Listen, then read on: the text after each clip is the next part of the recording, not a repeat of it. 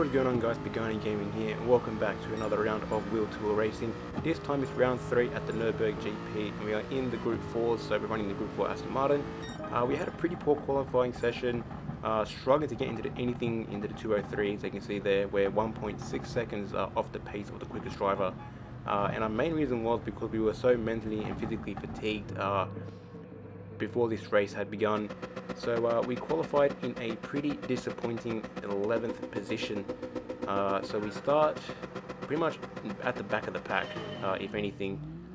And we get off to an okay start. The Aston Martin is a lot harder to get off the line properly compared to the Lexus in both the GR3 and the GR4 classes.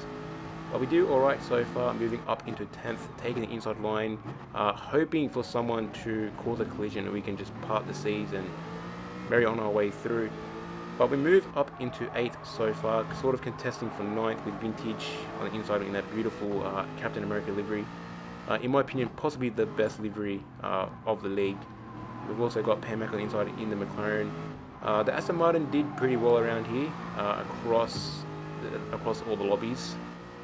As you can see that, unfortunately for Night Walker, who just had a good meeting with the wall to start off his race, so not the best start for him.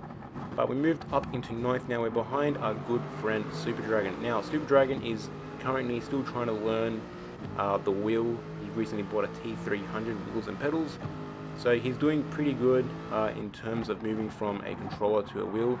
It is a big step forward in terms of simulation racing. Trying to get the car dialed in on a wheels and pedals is pretty much coming to the game with no experience at all when you're moving from control to wheel. But he's doing pretty good so far. He had an okay qualifying result, and he's doing so far so well in 8th position with us right behind him. And the great thing is about this race here, race 1, was that even though we didn't move up within the grid a lot, it was a lot of close racing. So from where I am, 9th, all the way up into 3rd was all one battle.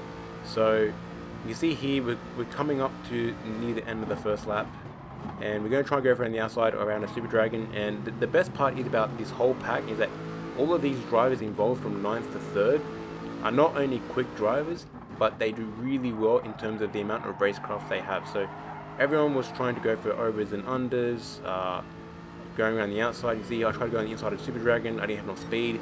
He goes around the outside, I'm going to try and slip in behind him. He's going to try and break the extreme, I'm not having any of that. I'm going to tuck in right behind him.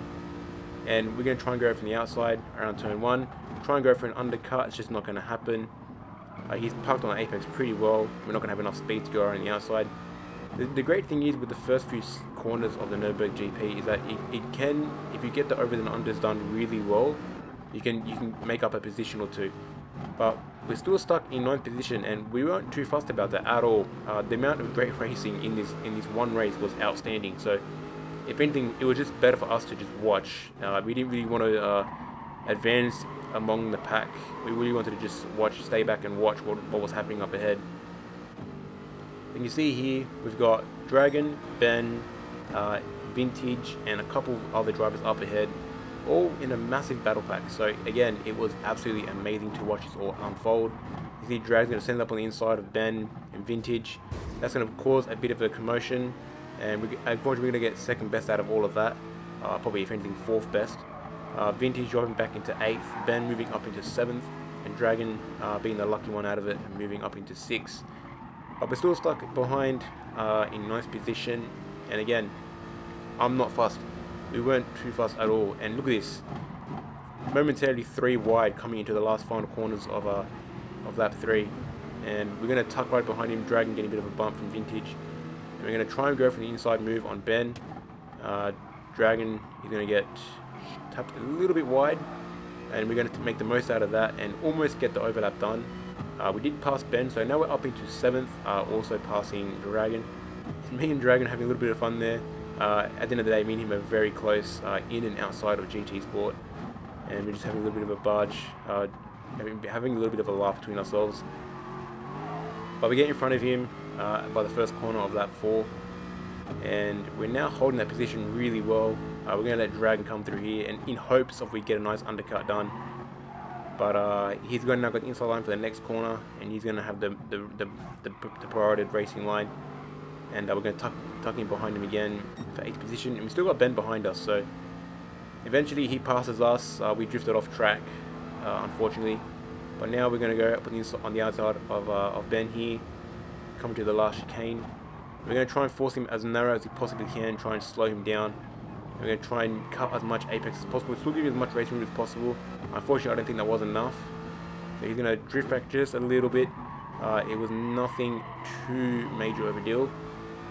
But we ended up finishing in 8th position, and honestly, even though we only advanced 3 positions, we weren't too fast. It was an absolutely outstanding race. Unfortunately, I couldn't clip all of it. I couldn't be able to commentate over all of it. But we weren't too fussed about that finishing result, finishing in 8th within that lobby. But now on to race 2, where the grid is now flipped based off the previous results. Hence why Contagious, Nightwalker, and Pamac all up in front of us. So we get off to an okay start. We're known to fluke our starts pretty well. CCH backs out of the first corner, thankfully. Going more than 3 or 4 wide isn't the most ideal thing to do, especially at the start of a race. You're just asking for something terrible to happen. But we moved up into 4th now, and we were tucked behind Ben. And Ben is a pretty quick driver. Unfortunately, we couldn't keep up with him for long. We had Contagious behind us, giving us a bit of trouble. We were having to attack and also defend, which is the worst thing to do. Ben and Nightwalker get a bit confused among each other, and we bump into the back of Ben. With Contagious bump into the back of us, and Ben costs penalty for that, but he doesn't have to burn that because it was an unfair penalty handed towards him. And we're going to get him a really nice run on Ben here, coming out of that last chicane. And we're going to try and tuck him behind Contagious as well. Super is actually pretty good on top speed. It's one of the latest cars added to the GR4, so it's also one of the latest cars added within the series. We're going to get a really nice run here. Unfortunately, Nightwalker and Contagious were barging and trying to shuffle for 2nd place, and we're going to come out 2nd best here. Getting up on the inside of Contagious and getting up on the inside of Nightwalker. So now we've got Contagious right behind us. We're going to try and get in front of him as much as we can, eliminate the possibility of him getting in front of us. And we start off the final lap, first corner. We're hard on the brakes, and unfortunately for Contagious, we're going to get a bit of a bump from behind, and it's going to put us off our racing line and put us back down into 4th. We weren't too happy about that, but we couldn't do much. But we send it up on the inside. We lick the stamp and send it on the inside of Nightwalker up into 3rd. And we did pretty well to hold off that position, coming through Schumacher S. We were really hoping Nightwalker wouldn't go too wide through there, but thankfully he chose not to, and we finished in 3rd place for race 2. So we were happy with that result. In terms of racing, it was pretty good, some pretty close racing.